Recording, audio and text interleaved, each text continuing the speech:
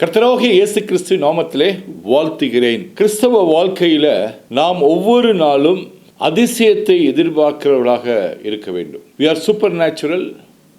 இயேசுவை ஆண்டவர் என்று ஏற்றுக்கொள்ளும் பொழுது நமக்கு பார்த்தீங்கன்னா we are பிரித்தெடுத்து தேவனுடைய அனுகிரகம் நம்மளோடு எப்பொழுதும் இருப்பதற்காக.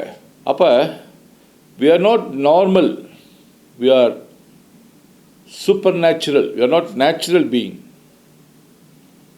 காரணம் பார்த்தீங்கன்னா நமக்குள்ளே வாசம் செய்கிற தேவாதி தேவன். நாம் தனி மனிதன் அல்ல. நமக்குள்ளே கொடுக்கப்பட்ட அந்த பரிசுத்த ஆவியானவர், இந்த உலகத்தை சிருஷ்டித்த ஆவியானவர் நமக்குள்ளே இருப்பதால் நாம் ஒவ்வொரு நாளும் ஒவ்வொரு நிமிடமுமே நாம் பார்த்தீங்கன்னா அதிசயங்களையும் அற்புதங்களையும் எதிர்பார்க்கலாம். we can expect miracles every day, every minute. காரணம் அற்புதத்தின் தேவன் நமக்குள்ளே வாசம் செய்கிறார். நம்ம லைஃப் ஸ்டைலே பார்த்தீங்கன்னா ஒரு மிராக்கிள் மைண்ட் செட். தேவனை நோக்கி பார்க்கும் பொழுது தேவன் நம்மோடு இருக்கிறார் அப்படின்ற போது நாம் என்ன செய்யலாம்னு பார்த்தீங்கன்னா தேவனோடு சேர்ந்து ஒவ்வொரு காரியத்தையும் நாம் வேலை செய்து கொண்டிருக்கலாம், தொழில் செய்து கொண்டிருக்கலாம், பிஸ்னஸ் பண்ணிகிட்டு இருக்கலாம். ஒருவேளை நாம் படித்து கொண்டிருக்கலாம், அப்படி நாம் ஏதாட்டு ஒரு விஷயத்தில் கண்டிப்பாக ஈடுபட்டு கொண்டிருப்போம். உங்களுக்கு ஒரு ஹவுஸ் ஒய்ஃபாக இருக்கலாம். ஆனால் எல்லா காரியங்களையும் நாம் சிறப்பாக செய்ய வேண்டும் என்றால் God is with us, இந்த கர்த்தர் நம்மோடு இருக்கிறார் என்ற அந்த நினைவு நமக்குள்ளே எப்பொழுதும் அந்த மைண்ட் செட் கர்த்தர் எனக்குள்ளே வாசம் செய்கிறார், He is living inside of me. அப்போ நான் மதில்களை தாண்டுவேன். எப்பேற்பட்ட காரியம் எனக்கு முன்கால வந்தாலும் அதை நான் எதிர்கொள்வேன், அது எனக்கு சாதகமாக முடியும் என்று நாம் எப்பொழுதும் கர்த்தரை நோக்கி பார்த்து கர்த்தருக்கு நன்றி சொல்கிறவராக இருக்க வேண்டும் உங்களுக்கு. அதனால தான் சங்கீதம் 77 அதிகாரம் 14 சொல்லுது, அதிசயங்களை செய்கிற தேவன் நீரே, ஜனங்களுக்குள்ளே உம்முடைய வல்லமையை விளங்க பண்ணினீர். அதிசயங்களை செய்கிற தேவன் நீரே. நமக்குள்ளே இருக்கிறவர் என்ன? யாரா? அதிசயங்களை செய்கிறவர். ஜனங்களுக்குள்ளே உம்முடைய வல்லமையை விளங்க பண்ணினீர். நமக்கு ஒரு வல்லமை கொடுக்கப்பட்டிருக்கிறது. அந்த வல்லமை ஜனங்களுக்குள்ளே விளங்க பண்ணினார். அந்த ஜனங்களுக்குள்ளே தான் நானும் நீங்கள் இருக்கிறோம். அவருடைய வல்லமையை விளங்க பண்ணுகிறார். ஒவ்வொரு நாளும் நமக்குள்ளே இருந்து அவர் அந்த வல்லமையை விளங்க பண்ணுகிறார். நாம் செய்யக்கூடிய காரியங்கள், பேசக்கூடிய காரியங்கள், நமக்கு வாழ்க்கையில், குடும்பத்தில் செய்கிற இடத்துல, எல்லா இடத்துலையும், வேலை செய்கிற இடத்துல, எல்லா இடத்துலையும் பார்த்திங்கன்னா அவர் வல்லமையை விளங்க பண்ணுகிறார். நமக்குள்ளே இருக்கிற அந்த வல்லமை, the power that is working within us, அதுதான் நாம் கேட்கிறதுக்கும் நினைக்கிறதுக்கும் மேலாக நமக்கு செய்யக்கூடிய ஒரு காரியம். அப்போ கர்த்தர் சொல்கிறாரு, அதிசயங்களை செய்கிற தேவன் தான் நமக்குள்ளே இருக்கிற அதிசயம், அற்புதங்கள். இவ்வளவு முடியுமா? நம்மளால் முடியுமா? ஒரு சாதாரண ஒரு மனிதனால் இந்த காரியம் எடுக்க முடியுமான்னு பார்த்தீங்கன்னா முடியும். அப்போ அதுக்கு தான் ஒரு வசனம் படிக்கிறோம். மத்தேயு 17 அதிகாரம் 20 சொல்லுது, அதற்கு இயேசு உங்கள் அவிசுவாசத்தினாலே தான் அப்படின்னு சொல்லிட்டு, கடுகு விதை அளவு விசுவாசம் உங்களுக்கு இருந்தால் நீங்கள் இந்த மலையை பார்த்து இவ்விடம் விட்டு அப்புறம் போ என்று சொல்ல அது அப்புறம் போம், உங்களால் கூடாத காரியம் ஒன்றுமிராது என்று மெய்யாகவே உங்களுக்கு சொல்கிறேன். அப்போ ஒரு விஷயத்த சொல்கிறாரு.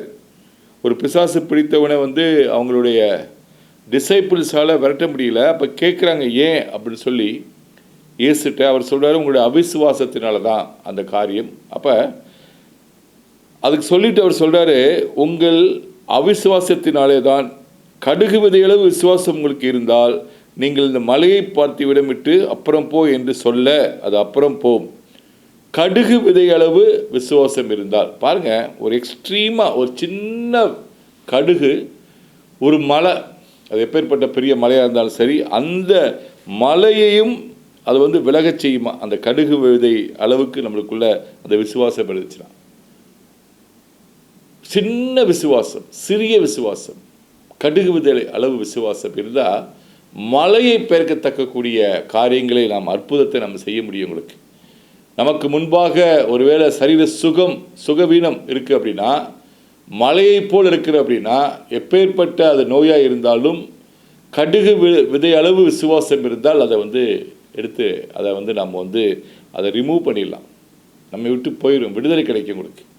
எப்பேற்பட்ட கோடிக்கணக்கான கடன் இருந்தாலும் சரி, கடுகு விதை அளவுக்கு விசுவாசம் இருந்தால் அது விலகிடும் உங்களுக்கு. உறவுகள் மேம்படும், பிரச்சனைகள் தீரும் உங்களுக்கு. பல விஷயமாக சில காரியத்துக்காக ஜெபித்து கொண்டிருக்கிறீங்கன்னா, அதை நோக்கி இருக்கிறீர்கள் என்றால் அந்த கடுகு விதை அளவு விசுவாசம் இருந்தால் போதும். இப்போ கேள்வி என்னென்னா, அந்த கடுகு விதை அளவு விசுவாசத்தை பெற்றுக்கொள்வது எப்படி? How should I get that? A faith like a mustard seed. கடுகு விதை அளவு சிறிய ஒரு விசுவாசம் இருந்தாலே போதும். மலையை பெயர்ந்துடலாம், அதை அப்புறம் போன்னு சொன்னால் அது போயிடும். அது மட்டும் இல்லை, அதுக்கு சொல்கிறது, உங்களால் கூடாத காரியம் ஒன்றுமிராது என்று மெய்யாகவே உங்களுக்கு சொல்கிறேன். நம்மளால் கூடாத காரியம் ஒன்றுமிராது. எப்பேற்பட்ட காரியம் உங்களால் கூடும். காரணம் அந்த தேவன் நமக்குள்ளே இருக்கிறார். அனைத்தையும் செய்து முடித்த தேவன் நமக்குள்ளே இருக்கிறார். தேவனால் கூடாத காரியம் ஒன்றுமில்லை. அதனால தான் உங்களால் கூடாத காரியம் ஒன்றுமிராது. ஏன்னா அந்த தேவன் நமக்குள்ளே இருக்கிறார். தேவனால் கூடாத காரியம் ஒன்றுமில்லை அப்படின்ற ஒரு காரணத்தினால நம்மளாலேயும் கூடாத காரியம் ஒன்றுமில்லை. காரணம் தேவன் நமக்குள்ளே வாசம் செய்கிறார் உங்களுக்கு. அப்போ அந்த விசுவாசத்தை எப்படி நான் பெற்றுக்கொள்ளப் போகிறேன்? அதான் question. Do I have the mustard seed faith within me? அந்த கடுகு விசுவாசம் எனக்குள்ளே இருக்குதா? அந்த நிச்சயம் எனக்கு எப்படி கிடைக்க போகுது அப்படின்னு பார்த்தீங்கன்னா, அதுக்கு தான் வசனம் சொல்லுது. ரோமன் 10:9 சொல்லுது, என்னவென்றால் கர்த்தராகிய இயேசுவை நீ உன் வாயினாலே அறிக்கையிட்டு தேவன் அவரை மரித்தோரிலிருந்து எழுப்பினார் என்று இருதயத்தில் விசுவாசித்தால் ரட்சிக்கப்படுவாய். தேவன் ஆண்டவர் என்று வாயினால் நம்ம சொல்லணும். இயேசுவை உன் வாயினாலே அறிக்கையிட்டு இயேசுவை ஆண்டவர் என்று அறிக்கையிடணும். தேவன் அவரை மரித்தோரிலிருந்து எழுப்பினார் என்று இருதயத்தில் விசுவாசித்தால் ரட்சிக்கப்படுவாய். நம்ம எதை விசுவாசிக்க வேண்டுமா? அந்த கடுகு அளவு விசுவாசம் என்பது இதுக்குள்ளதான் இருக்கு. எங்க ரட்சிப்புக்குள்ள ரட்சிக்கப்படுறோமோ அன்னைக்கே நமக்கு அந்த கடுகு அளவு விசுவாசம் கொடுக்கப்படுகிறது. எப்போ இந்த அறிக்கையை நாம் வாயை திறந்து சொல்கிறோமோ அப்போ அந்த கடுகள விசுவாசம் நமக்குள்ளே இருக்கு. உன் இருதயத்தில் விசுவாசித்தால் ரட்சிக்கப்படுவாய். அது என்ன? எதை விசுவாசிக்கணுமா? தேவன் அவரை மரித்தோர் என்று எழுப்பினார் என்று உன் இருதயத்திலே விசுவாசித்தால், தேவன் இயேசுவை மரித்தோரிலிருந்து உயிர்ப்பித்தார் என்று இருதயத்தில் நீங்கள் விசுவாசித்தால் ரட்சிக்கப்படுவீங்க. இதுதான் அந்த கடுகளவு விசுவாசம். ரட்சிப்புண்டாக வாயினாலே அறிக்கை பண்ணப்படும். அவரை விசுவாசிக்கிற எவனோ அவன் வெட்கப்படுவதில்லை என்று வேதம் சொல்கிறது. இதுதான் அந்த கடுகளு விசுவாசம்ன்றது. இயேசுவை ஏற்றுக்கொண்டு இருதயத்திலே அவரை மருத்துவர் எழுப்பார் என்று விசுவாசிப்பது தான் அந்த கடுகளு விசுவாசம். அப்போ இயேசுவை ஏற்றுக்கொண்டு இருந்தீங்கன்னா, ரட்சிக்கப்பட்டிருந்தீங்கன்னா உங்கள்கிட்ட அந்த கடுகளு விசுவாசம் இருக்குது 100%. அப்போ அந்த கடுகளு விசுவாசத்தை வைத்து நாம் மலையை விலக சொன்னால் அது விலகின்னு போட்டிருங்களுக்கு. நம்மால் கூடாத காரியம் ஒன்றுமில்லை என்று போடப்பட்டிருங்களுக்கு. அப்போ எதுக்கு நாம் பயப்பட வேண்டும்? தேவையில்லை, பயப்பட தேவையில்லை. எதையுமே நம்ம ஃப்யூச்சர் இஸ் டெஃபினட். கர்த்தர் நமக்கு எதிர்காலத்தை, ஒரு நிச்சயத்தை, வாழ்க்கை முன்னேற்றத்தை இந்த விசுவாசத்தின் மூலமாக வைக்கப்பட்டிருக்கவங்களுக்கு. அந்த கடுகளு விசுவாசத்தை நாம் பெருக்குவதற்கு என்ன செய்கிறது? கடுகளு விசுவாசம் ஸ்டார்ட் ஆயிடுச்சு, அது இருக்குது. அதை வச்சே நாம் மலைகளையே விலகச் சொன்னால் அது விலகும், பிரச்சனைகளை விலகச் சொன்னால் விலகும், விடுதலை கிடைக்கும். எந்த ஒரு சூழ்நிலையும் கடந்து போனாலும் கர்த்தர் விடுதலை கொடுக்க வல்லவராக இருக்கிறார்.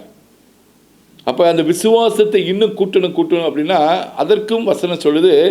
ரோமர் 10:17 சொல்லுது, ஆதலால் விசுவாசம் கேள்வியினாலே வரும், கேள்வி தேவனுடைய வசனத்தினாலே வரும்.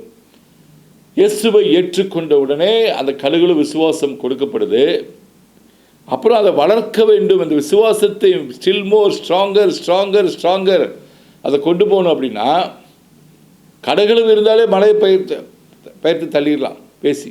ஆனால் இன்னும் கூட கூட கூட உங்களுக்கு வேணும் அப்படின்னா, விசுவாசம் கேள்வியினாலே வரும், கேள்வி தேவனுடைய வசனத்தினால் வரும். அப்போ எதுலேருந்து வருமா? அவருடைய வசனம். அவர் வசனத்தை நம்ம வந்து கேட்கும் பொழுது, faith cometh by hearing and hearing the word of God. அந்த விசுவாசத்தை, வார்த்தையை, தேவனுடைய வார்த்தையை கேட்கும் பொழுது, அதை பார்க்கும் பொழுது, அதை வாசிக்கும் பொழுது, அது நமக்குள்ளே செல்லும் பொழுது விசுவாசம் வரும். விசுவாசத்தை வளர்ப்பதற்கு வார்த்தையை உள்ள நீங்கள் போடணும், அவ்வளோதான். அப்போ ஆரம்பமே கடுகள விசுவாசம் கொடுக்கப்படுது. அதற்கு மேலே நாம் வந்து விசுவாசம் வேண்டும் வேண்டும் நீங்கள் யோசிக்கும் பொழுது, இந்த வார்த்தையை உள்ளே போடும் பொழுது, வேதாகமத்தில் கொடுக்கப்பட்ட அத்தனை அற்புதங்கள், அடையாளங்கள், அதிசயங்கள் எல்லாவற்றிற்கும் உங்களால் கூடும்.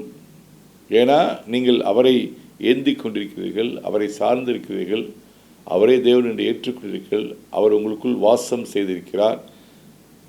அது ஒரு பெரிய ஒரு பலனாக இருக்கிறது. உங்களுக்கு தேவ பலன் உங்களுக்கு கொடுக்கப்பட்டிருக்கு. உங்களுக்கு நினச்சி பாருங்கள், வானத்தையும் பூமியை உண்டாக்கின இந்த பார்க்கக்கூடிய அனைத்து கடல்கள், மலைகள், எல்லா காரியங்களையும், மரங்கள், செடிகள், பறக்கும் பறவைகள் எல்லாவற்றையும் உண்டாக்கின தேவன் எவ்வளவு ஒரு வல்லமை பெற்றவராக இருப்பார்கள். அவருடைய வார்த்தையின் மூலமாக உண்டாக்கின தேவன் எவ்வளவு, நம்ம பார்க்கக்கூடிய ஒவ்வொரு காரியமும் யோசித்தே பார்க்க முடியாத காரியங்கள். எவ்வளவு மரங்கள் இருக்குது, அவ்வளவு கடலில் அவ்வளவு மீன்கள் இருக்குது, உங்களுக்கு திமிங்கலங்கள் இருக்குது, அவ்வளவு காரியங்கள் நடந்து கொண்டிருக்கிறது. சூரியன், சந்திரன் எல்லாவற்றையும் படைத்த தேவன், அப்பேற்பட்ட தேவன் நமக்குள்ளே வாசம் செய்தால் நாம் வந்து சாதாரணமாக இருக்க முடியாது. we should be daily doing miracles after miracles after miracles. நம்ம சில காரியங்களை யோசித்தாலே தேவன் அதை he will fulfill the desires of your heart. பொருளாதார ரீதியில் நீங்கள் ஒருவேளை கம்மியாக இருந்தீங்க அப்படின்னா, இந்த தேவனை ஏற்றுக்கொள்ளுங்கள், இயேசுவை ஏற்றுக்கொள்ளுங்கள், அவருடைய வசனத்தை, வார்த்தையை கேளுங்க. அவர் நமக்காக என்ன செய்திருக்கிறார், சிலுவையில் என்ன செய்து முடிக்கப்பட்டது என்பதை அறிந்து கொள்ளுங்கள். அந்த காரியம், நீங்கள் நினைத்த காரியங்கள், எதிர்பார்த்து கொண்டு, ஜெபித்து கொண்டு, வேண்டிக் கொண்டு, வாழ்க்கையில் என்ன செய்வது என்று யோசித்து கொண்டிருக்கிறீங்களோ அந்த காரியம் கர்த்தர் உங்கள் கண்களுக்கு முன்பாக கொண்டு வருவார். அடுத்து பாருங்க, எபிரேயர் 11ஆம் அதிகாரம் 6ஆம் வசனம், விசுவாசம் இல்லாமல் தேவனுக்கு பிரியமாக இருப்பது கூடாத காரியம். ஏனென்றால் தேவனிடத்தில் சேர்கிற அவர் உண்டென்றும் அவர் தம்மை தேடுகிறவருக்கு பலன் அளிக்கிறார் என்று நாம் விசுவாசிக்க வேண்டும். விசுவாசம் இல்லாமல் தேவனிடத்தில் நம்ம வந்து பிரியமாக இருக்க முடியாது.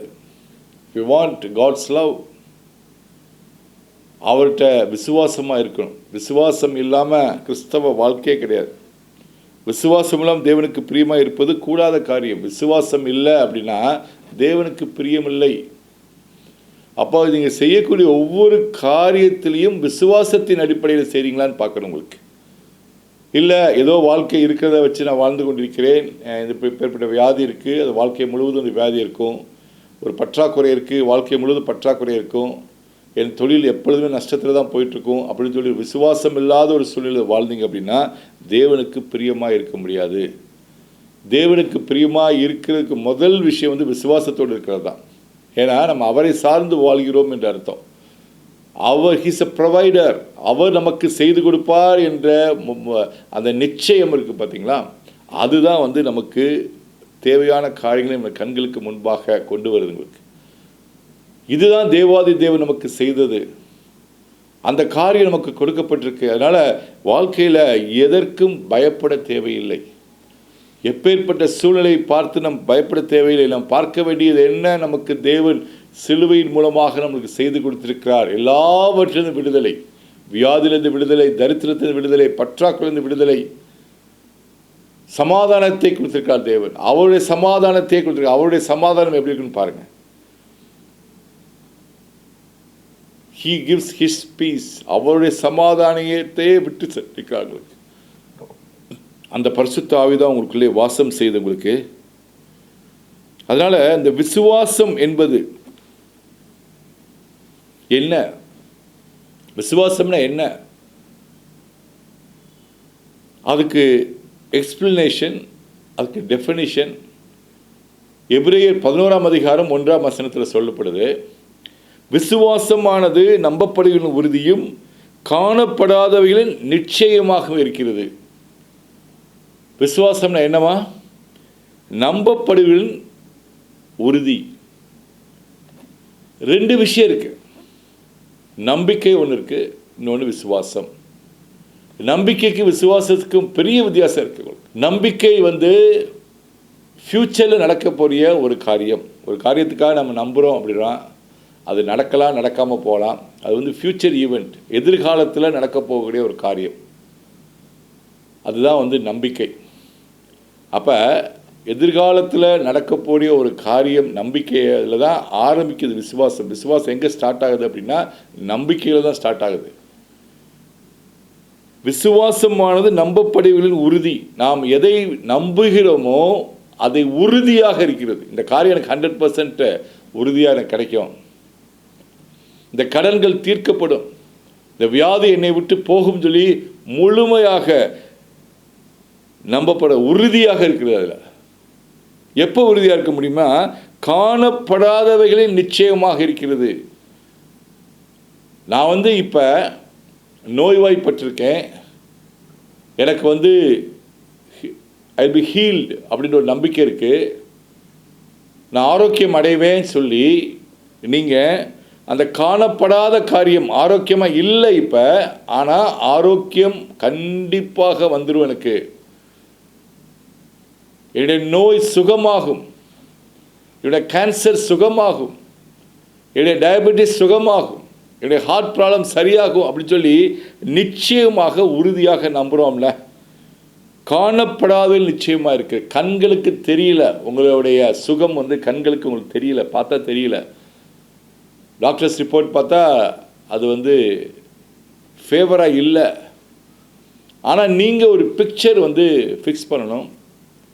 சுகத்தை பெற்றுக்கொண்ட ஒரு பிக்சர், நீங்கள் சுகவானாக இருக்கக்கூடிய ஒரு பிக்சர், நீங்கள் தரித்திரத்திலிருந்து விடுதலை பெற்று ஒரு ஐஸ்வர்யா வாழக்கூடிய ஒரு பிக்சர். ஆனால் இப்போ சூழ்நிலை ஒரு தரித்திரத்து நிலைமையில் இருக்குது, பற்றாக்குறையில் இருக்குது, கடனில் இருக்குது. ஆனால் உங்கள் கண்களை அதுலேருந்து எடுத்துட்டு, அதான் விசுவாசம். விசுவாசமானது நம்பப்படின உறுதி. அந்த நம்பப்படு என்னென்ன அப்படின்னா, பற்றாக்குறையிலேருந்து நான் கர்த்தர் என்னை ஆசீர்வதித்து என் தேவைகளை சந்தித்து மிச்சம் எடுக்கக்கூடிய ஒரு வாழ்க்கை. காணப்படாத நிச்சயம், அது கண்ணுக்கு தெரியல. நான் ஒரு ஐஸ்வர்யவான இருப்பது என் கண்ணுக்கு தெரியல, ஆனால் இந்த ஃபிசிக்கல் ஐஸில் எனக்கு தெரியல. ஆனால் அதை நான் நிச்சயமாக எனக்கு கிடைக்கும், எனக்கு வந்துருச்சு அப்படின்னு நீங்கள் இது முடிஞ்சிருச்சு, கர்த்தர் சிலுவையில் எனக்கு அதை செய்து முடித்தார். ஃபினிஷ்ட் ஒர்க் ஆஃப் ஜீசஸ், எல்லாம் முடிந்தது, எல்லாவற்றையும் நமக்கு முடித்து கொடுத்த தேவனாக இருக்கிறார். அதுதான் விசுவாசம். விசுவாசம் பார்த்தீங்கன்னா இட்ஸ் அ பாஸ்ட் டென்ஸ், முடிந்த காரியம். நீங்கள் நினைத்து கொண்டிருக்க காரியம், நீங்கள் எதை எதிர்பார்த்து கொண்டிருக்க காரியம், அது முடிஞ்சிருச்சு. It has been given to you. உங்களுக்கு ஆரோக்கியம் கொடுக்கப்பட்டுருச்சு, யூ ஹவ் பீன் ஹீல்டு. அந்த நோயிலிருந்து விடுதலை கொடுக்கப்பட்டுருச்சு. உங்கள் கண்களுக்கு தான் தெரியல. அதான் சொல்லுது, காணப்படாதவைகளில் நிச்சயமாக இருக்கிறது. அது கண்களுக்கு தெரியல, அது கன்ஃபார்ம்டாக அது வந்துடும் அப்படின்னா அதுதான் விசுவாசம். அப்போ முடிந்த காரியம், இட்ஸ் அ பாஸ்ட் டென்ஸ். விசுவாசம் என்பது இறந்த காலம், அது ரெடியாக இருக்குது, கண்களுக்கு தெரிய போகுது. இப்போ கண்ணுக்கு தெரியல, ஆனால் நிச்சயமாக உங்கள் நோயிலிருந்து விடுதலை கிடைக்கும், உங்கள் பற்றாக்குறையிலிருந்து விடுதலை கிடைக்கும், கடலிலிருந்து விடுதலை கொடுப்பீங்க. அதனால் நாம் எதை பார்க்க வேண்டும் என்றால் அதுதான் விசுவாசம். அதுதான் miracle mind set. Expecting daily miracles. ஒரு மிராக்கிள் ஆஃப்டர் மிராக்கிள் எனக்கு வேணும் அப்படின்னா நீங்கள் எதை எதிர்நோக்குறீங்களோ அதை 100% நீங்கள் நம்புனீங்கன்னா அது விசுவாசம்.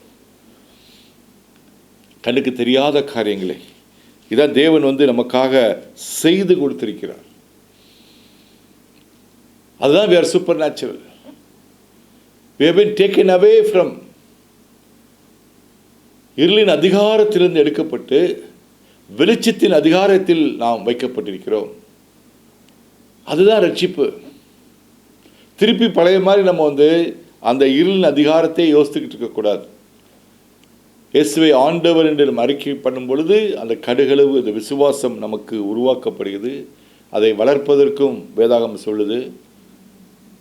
அப்போ மீண்டும் மீண்டும் பழைய தோல்வியான வாழ்க்கை, அதிலிருந்து நாம் விடுதலை பெற வேண்டும். என் ஆத்துமாவை கர்த்தரை சோஸ்திரி, அவர் செய்த சகல உபகாரங்களை மறவாதே அவன் போட்டிருக்கிறார். அவர் செய்த உபகாரங்கள், ஆல் த பெனிஃபிட்ஸ் என்னென்ன பண்ணுறான்னு சொல்லி நம் ஆத்துமாவை பார்த்து நாம் பேசுகிறவர்களாக இருக்க வேண்டும். உங்களுக்கு அறிக்கை செய்கிறவர்களாக இருக்க வேண்டும். ஆத்துமாவை நோக்கி நாம் பேசிக்கொண்டே இருக்கணும். நம்ம ஆத்துமா நம்பாது. சில காரியங்கள் அது கண்களுக்கு தெரிய காரியங்கள் தான் அது நம்பும். அந்த சிக்னஸ் தான் அதுக்கு தெரியும் கண்களுக்கு முன்பாக, அந்த கடன் தான் அது கண்களுக்கு தெரியும். ஆனால் நாம் இந்த வேதாகமத்தை படித்து படித்து படித்து அதை கேட்டு கேட்டு கேட்டு அந்த விசுவாசம் வரும் பொழுது நம்முடைய கண்கள் அந்த கண்களுக்கு தெரிகிற காரியத்தை விட்டுட்டு நாம் இல்லாதவைகளை நோக்கி இருக்கிற காரியம், கண்களுக்கு தெரியாத காரியம், அந்த செழிப்பான வாழ்க்கை, அந்த செழிப்பான வாழ்க்கை உங்களுக்கு தேவையான சில காரியங்கள் என்ன வேணும், நீங்கள் ஜெபித்து கொண்டிருக்கிற அந்த காரியத்தின் மேலே நீங்கள் கண்களை வைத்து அதற்கு நன்றி சொன்னீங்க அப்படின்னா it will come to pass. அது கண்களுக்கு முன்பாக தெரிய ஆரம்பிக்கும். நீங்கள் அதை நம்பி உறுதியாக இருக்கும் பொழுது அது விசுவாசமாக மாறுகிறது. 100% கிடச்சிருச்சு. It has been done, already given to me. 2000 years before on the cross it has been given to you. Just possess that. நீங்கள் தான் எடுக்கணும். அதை நமக்கு கர்த்தர் சில காரியங்களை கொடுத்துருக்கார். இன் ஃப்ரண்ட் ஆஃப் அஸ் நம்மளுக்கு சில காரியங்கள் கொடுக்கப்பட்டிருக்கு. அதை சூஸ் பண்ணுற அதிகாரத்தை தேவன் மனிதனுக்கு கொடுத்திருக்கிறார். Life and death is in before you. மரணமும் ஜீவனும் நமக்கு முன்பாக வைக்கப்பட்டிருக்கு. உங்களுக்கு we have to choose life. we have to choose blessings. நம்ம பார்த்தீங்கன்னா சில நேரங்களில் நமக்கு தெரியாமல் நம்ம பார்த்தீங்கன்னா ஆசீர்வாதத்தை தெரிந்து கொள்வதற்கு பதிலாக சாபங்களை தெரிந்து கொள்கிறோம். நமக்கு தெரியாமல் சில காரியங்கள் நம்ம செய்து விடுகிறோம். we should be always choose life, not death. always choose blessing, not curses. ஒவ்வொரு காரியம் நாம் முடிவெடுக்கும் பொழுது நம்ம எதை சூஸ் பண்ணுறோன்னு சொல்லி நமக்குள்ளே கேட்கக்கூடிய ஒரு காரியம், நமக்குள்ளே நாம் சில காரியங்களை கேட்டுக்கொள்ள வேண்டியது இருக்குது. உங்களுக்கு is this leads to life or is this leads to death? இது ஆசீர்வாதத்தை நோக்கி போதா இல்லை சாபத்தை நோக்கி போகிறதா? இந்த முடிவு எடுக்கும் பொழுது நாம் இப்பேற்பட்ட முடிவு எடுத்தாதான், அதுக்கு தான் கர்த்தர் நமக்கு அந்த சுய புத்தியை கொடுத்திருக்கிறார். எதை சூஸ் பண்ணுறோன்னு சொல்லிட்டு we have to examine ourselves. அந்த எக்ஸாமின் பண்ணி மீண்டும் மீண்டும் நாம் வார்த்தைகளை கேட்டு கடுகள விசுவாசம் இருக்குது. அதுதான் இன்றைக்கி முக்கியமான ஒரு காரியம். we have that little faith of a mustard seed. இயேசுவை ஆண்டவர் என்று ஏற்றுக்கொள்ளும் போது உங்கள்கிட்ட அந்த கடுகள விசுவாசம் இருந்தாலே நாம் மலைகளை விலக்கிடலான்னு போடப்பட்டிருக்கு. கண்களுக்கு முன்பாக மலை போல் இருக்கிற பிரச்சனையை எடுத்து எரிந்து விடலாம். சொல்லி பேசி வார்த்தையை பேசி அப்போ இன்னும் கேட்க விசுவாசம் அதிகரிக்கும் பொழுது இன்னும் நிச்சயம் பெற்று வாழ்க்கையில் பார்த்தீங்கன்னா மென்மேலும் நீங்கள் தேவனுடைய வார்த்தையின் மூலமாக ஆசீர்வதிக்கப்பட்டு எந்த ஒரு காரியமும் உங்களை அணுகாது. அதுதான் ரொம்ப ரொம்ப முக்கியமான ஒரு காரியம். அப்படியே அணுகினாலும் நீங்கள் விசுவாசத்தின் மூலமாக அதை ஜெயிப்பீர்கள். முற்றும் ஜெயம் கொள்கிறவர்களாக மாறுவீர்கள். கண்களுக்கு முன்பாக அனைத்து காரியங்களும் நீங்கள் ஜெயித்து முன்னேறி you will possess that. ஜெபிப்போம். சோத்திரம் ஆண்டவரே, கர்த்தாவே, இயேசுவே ஆண்டவர் என்று அறிக்கையிட்ட பொழுதே எனக்கு அந்த கடுகள விசுவாசத்தை நீர் கொடுத்ததுக்காக நன்றி. அந்த விசுவாசம் மென்மேலும் பெருக உம்முடைய வார்த்தையை கொடுத்ததற்காக நன்றி. உம்முடைய வார்த்தையை கேட்பதும் அதை வாசிப்பதும் அதன் மூலமாக என்னுடைய விசுவாசம் வளர்வதும், காணக்கூடாதவைகள் எல்லாவற்றையும் கர்த்தாவே இயேசு கிறிஸ்துவின் நாமத்திலே வருகிறேன். கர்த்தாவே, நோய்கள் எல்லாவற்றையும் நீர் சிலுவையில் ஏற்றுக்கொண்டீர். எனக்கு சுகத்தை கொடுத்திருக்கிற கர்த்தாவே, அதை ஏற்றுக்கொள்கிறேன். எல்லா பற்றாக்குறையையும் நீர் சிலுவையில் ஏற்றுக்கொண்டு எனக்கு ஐஸ்வர்யத்தை கொடுத்திருக்கிற கர்த்தாவே, அதை நான் சுதந்திரித்துக் கொள்கிறேன். கர்த்தாவே, இப்பொழுதே கண்களுக்கு முன்பாக தெரியும் எந்த விதமான தீமையான காரியங்களும் கர்த்தர் உங்களுக்குள்ளே இருப்பதால் அதை மேற்கொள்வீர்கள். கர்த்தர் வந்து விடுதலை கொடுப்பார். கடன் பிரச்சனை விடுதலை கொடுப்பார். பிரிவினையிலிருந்து ஒன்று சேர்ப்பார். சமாதானம் என்பது சமாதானத்தை கொடுப்பார். எல்லா நோயிலிருந்து விடுதலை, எப்பேற்பட்ட நோய் இருந்தாலும் சரி. இத்தனை நாட்களில் அவ்வளோதான் அப்படின்னு சொல்லி கர்த்தர் உங்களுக்கு ஒரு டாக்டர் சொல்லியிருந்தா கூட கர்த்தர் அந்த விடுதலை கொடுக்க வல்லவர். அவர்தான் நம்ம தேவாதி தேவனாக இருக்கிறார். அந்த கடுகள விசுவாசம் அந்த காரியத்தை மேற்கொள்ளும். நீங்கள் இயேசுவை ஆண்டவர் என்று ஏற்றுக்கொண்டதுனால கர்த்தர் அல்லது விடுவிக்கிறார். இயேசு கிறிஸ்துவின் நாமத்தில் ஜெபிக்கிறேன். ஆமேன், ஆமேன், ஆமேன். நீங்கள் ஆசீர்வதிக்கப்பட்டவர்கள். ஆமேன்.